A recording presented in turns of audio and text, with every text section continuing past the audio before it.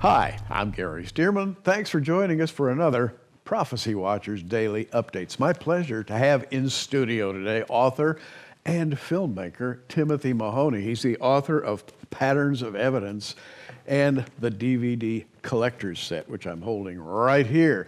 Hey, Tim, it's a pleasure to have you in studio with us today. Well, I'm really happy to be here too.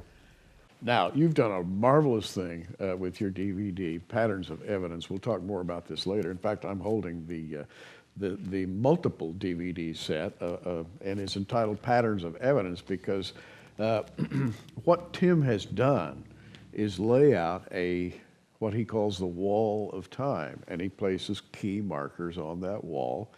And he looks at Egypt, and by the way, we should talk about the fact that historians speak of the Middle Kingdom in Egypt and the New Kingdom. There's kind of a gap between them, and the gap is sort of a mystery in a way. Yes. And you've attacked that mystery, I think, successfully. I had to understand when I was talking with Egyptologists, what in the world are they talking about? They said the Old Kingdom. Well, the Old Kingdom is when the Great Pyramid was built. Yeah. Then there's a bit of a gap. It's called the First Intermediate Period. I call it the First Dark Period. And then there's they're called the Middle Kingdom, and that's another period of history, which was known, I think, for art and poetry. And then there's a gap, and then the following kingdom is the New Kingdom. So you have old, middle, and new. And between the middle and the new is about 1,000 years. So something happened in Egypt's history within 1,000 years that actually caused a collapse. And what was the something? Well, that's what people there's a mystery about that. But there's also, and what this film and what from the interviews that I've conducted with archaeologists, is that they're looking at that gap, that fall of Egypt as the time when the Exodus happened right before it. It caused Egypt to crumble. And even we have documents that actually talk about that God actually doesn't say the gods, it says God smote the Egyptians. An Egyptian historian said that. And it caused a vacuum that then another race of people came in and took charge for a while. And you know what's so interesting is that gap also happened in Canaan. So something happened in Egypt and something happened in the land of Canaan. The land of Canaan is the ancient Israel, the land where the Israelites came in and conquered that area, the Canaanites, the Philistines. So we know that there was an exodus, a destruction in Egypt, the Bible says, and then there was this event after 40 years of the Israelites wandering in the wilderness. They came in to this land, and they went to these different cities and attacked them and took them over.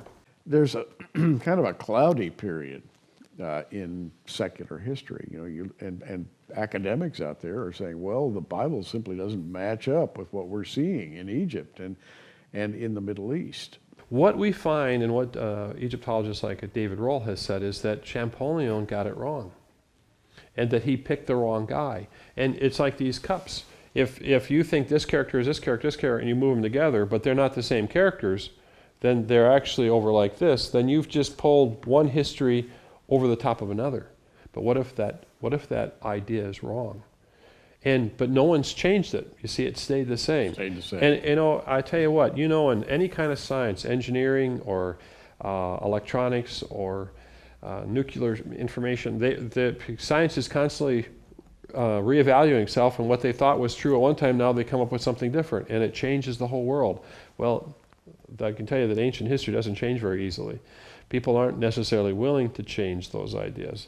But this is what the film is talking about and uncovering. And what we have found then, we said, okay, all right, let's just take a step back here. Let's look at what does the pattern look like. Because there's different ways to approach it. And once we had the wall of time, and we could start looking for the pattern. And if we talk about Jericho, for example, the question, because we show in the series, in the investigation, that there's all these events that the Bible talks about. Can we find them? Can we find them in the right sequence? That's the question, the right sequence. And let's put it this way, just as simply as I can think of a way to put it, the children of Israel wandered for 40 years, and they came into the Holy Land.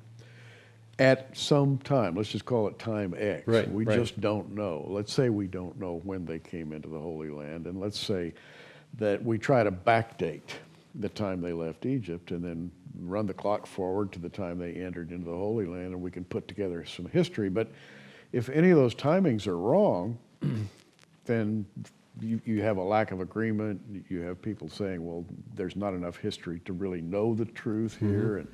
And so you have a lot of dispute about true history. And that's where you come in. Well, myself with a load of other people that have been looking at it, and what we find is that the Bible does actually have a time that it gives. It says that from the time of the temple back, there is a particular time period that they look at. And what we see is that, so we do know that there's the Bible is fairly specific about when things were supposed to happen. The tricky part comes with matching that with other parts of ancient history. And so when we talked about Ramesses, because the Bible references Ramesses as the pharaoh, that the Israelites were building his cities. Now what's so interesting is, I'm going to give you another little clue here. The Bible says that they were building the cities of Ramesses and Pithom when Moses was born. Okay? Mm-hmm. Then it says that Moses grew up in this household, and then he kills the Egyptian and he flees. And then it says, eventually later on, the Pharaoh dies. So then who is the Pharaoh? Is it Ramesses was the city that was building, and he dies, then it can't be Ramesses in the first place. Because there's a new Pharaoh, right? And he comes back.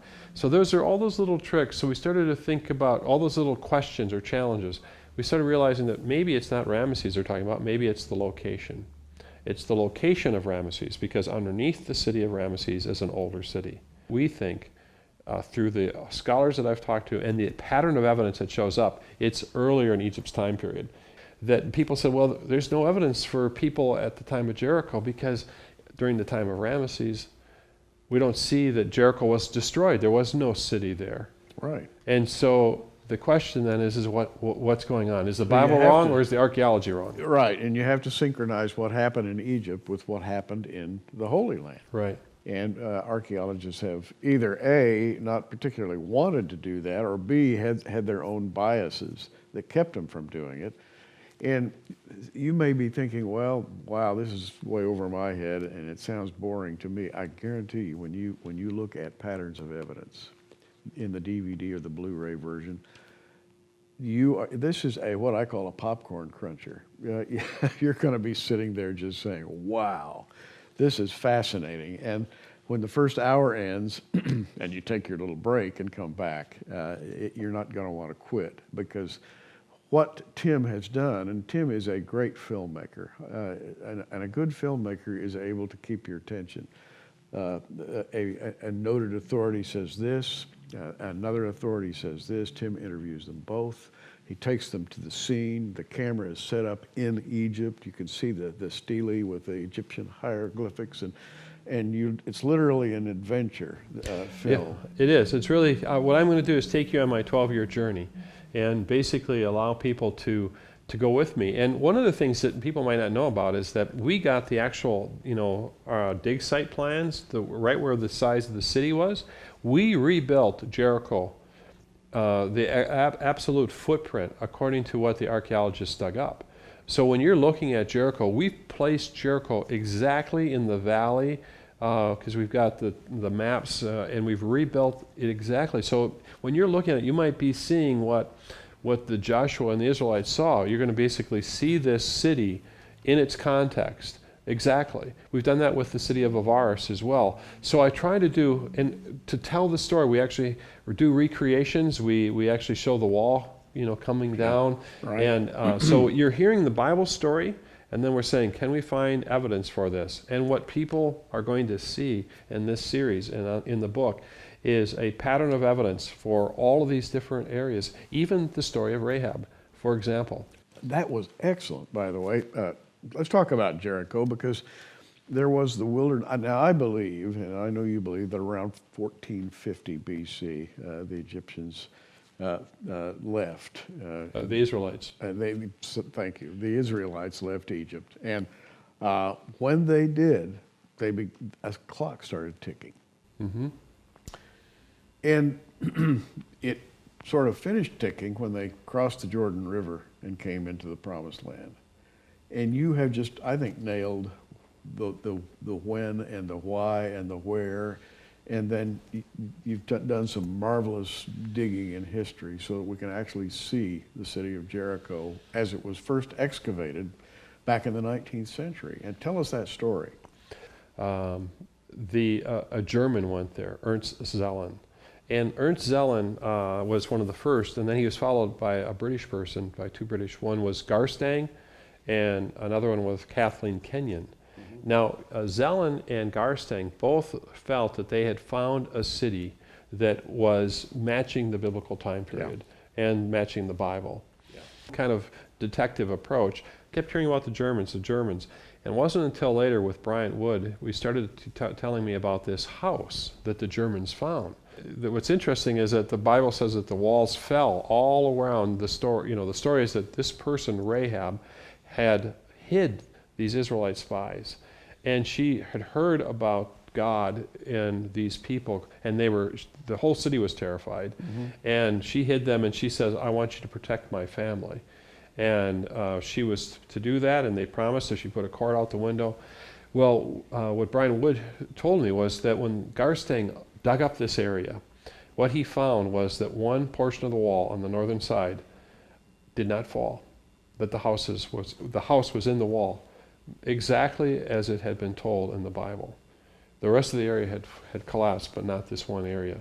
So once again, matching the story of Jericho. And later on, we find that when Kenyon and Garstang also dug it, they saw that the walls had fallen down as if, and then there was a fire. So we do know that when the walls fell down, one portion of the city did not fall. The walls fell down, and it made a ramp so that you could actually run up into the city. And then the city was set on fire. That's what Kathleen Kenyon said, was that the city was set on fire. And this matches exactly what the story of the Bible. Yeah, so the Israelite journey, I guess the point that hit me in this, the Israelite journey is a documentary with time markers that all make sense. Yes. Once you know what you're looking at. The Exodus, the wilderness march, the entry into the Promised Land, and then the things that were happening in the Promised Land all fit together and give us a timeline that a lot of people say really doesn't exist. I suppose there's still some doubt out there about this timeline, right? Oh yeah, this is controversial, absolutely. But it makes too much sense, and that's the reason why I had asked the question as a filmmaker, was I going to bring this up? And you know what? It makes so much sense. And if people are open to looking at it. And so I thought, let's take the Bible on.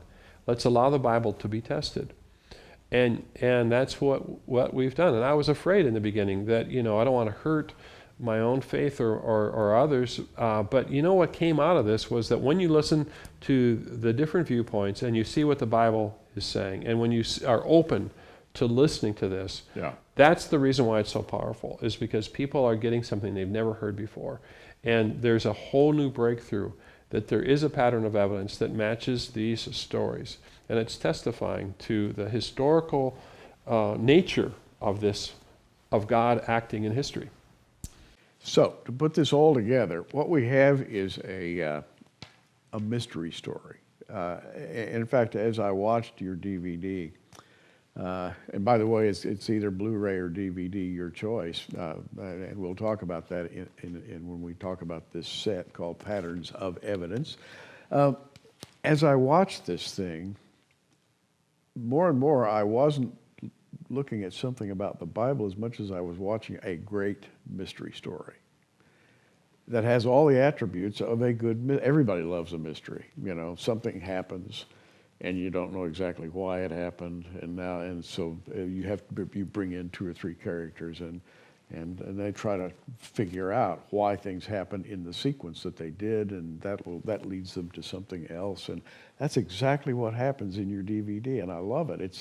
It's hard to convey that just sitting here and telling people what they're going to be seeing, but that's what is so attractive about this DVD to me.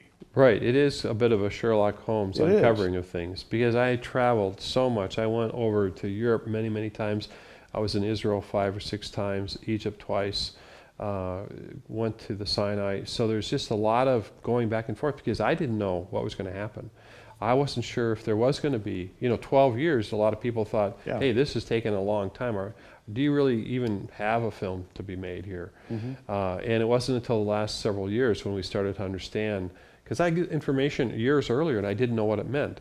I had information about Rahab, and I had the book. I got the book from in Jerusalem probably 4 or 5 years earlier, and I didn't know what I had. You see, I think there's a lot of times we have information, we just don't know how it fits the puzzle. And in this DVD, you can actually see that section of the wall that didn't fall. Yes. It's visualized, and the scarlet cord that was let down. Right. And that whole story, and it gives a reality to Rahab that you never really sensed before that time. Of course, Rahab then was elevated as a person of faith in the history of the Bible. She's actually in the messianic line as given in Matthew. The reason why this is so important, I believe, because I have children, I have 6 grandchildren now, and the question of, is this historical? The stories of, they're prophetic. There was prophecies that were given, and we've looked at that. The prophecy to Abraham about the story of the Exodus was prophetic. And you look at these questions and you start to ask, did they happen? And your children are going to ask, Yeah. did they happen? Your grandchildren are going to say, come on, Papa, did this really happen? And they believe it for a while, and then they go to school, and some kid says, well, you believe that, But that's why I think that this is significant, because it's actually a great shareable tool for your family and for your friends who are doubters. There are patterns of evidence, and they are so strong that it's going to be pretty hard for them not to see that there's something that happened. It really is testifying. If history is correct, if you can depend on the Bible as history, and you can locate key elements in the historical progress of the Old Testament that actually are discoverable when you go out there with a spade and start digging.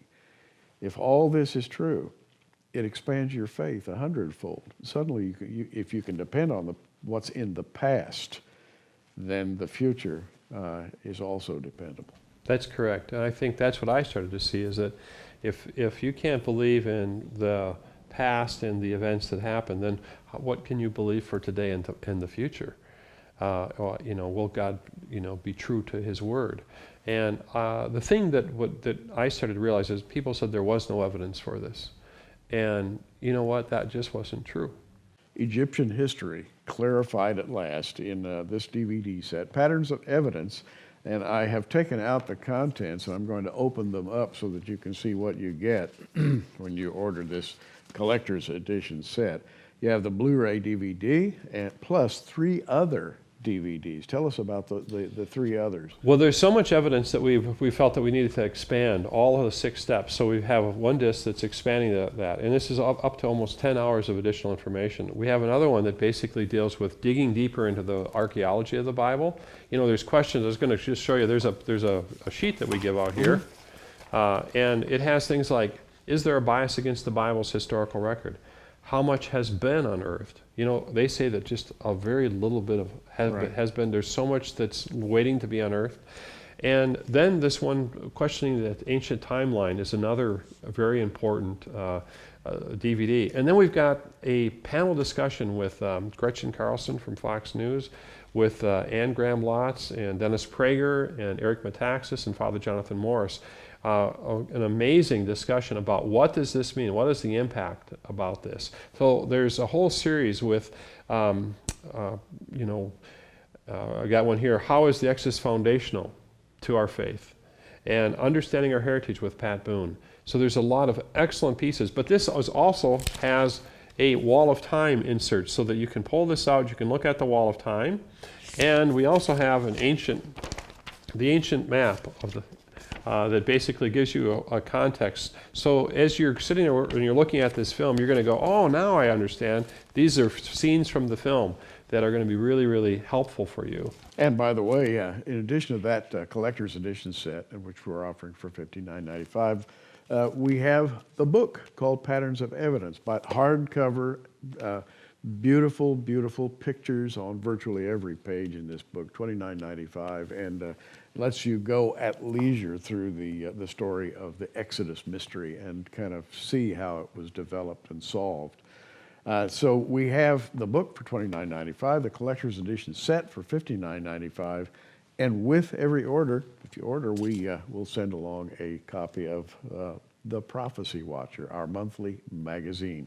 Just go to prophecywatchers.com, click the online bookstore, and you'll see how to order these wonderful, wonderful DVD sets, or the book, or both. Author and filmmaker Timothy Mahoney, it's been a great pleasure talking with you, Tim. It's great to be here, Gary. And you need to apprise yourself of the information on patterns of evidence. I'm Gary Stearman. We're watching, so you keep watching too. Thanks for joining us on Prophecy Watchers. You can find us on the web at prophecywatchers.com, where you can sign up for our free email newsletter, or follow us at facebook.com/prophecywatchers. In the meantime, keep watching, everybody, and we'll see you soon.